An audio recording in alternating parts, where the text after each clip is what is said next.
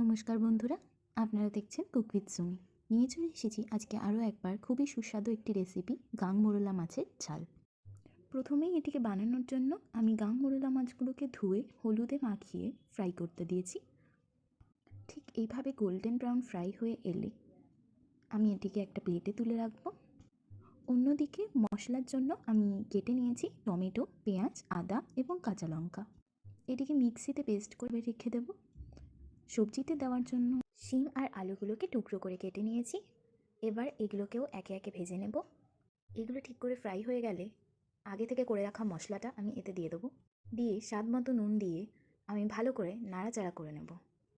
ঠিক এইভাবেই যখন মশলাটা কষে আসবে দিয়ে দেব একটু টক দই। এটি স্বাদ হওয়ার জন্য দিয়েছি, আপনারা চাইলে এটিকে অ্যাভয়েডও করতে পারেন। এতে ফিশটাকে অ্যাড করে ভালোভাবে নাড়াচাড়া করে কিছুক্ষণ চাপা দিয়ে রেখে দেবো।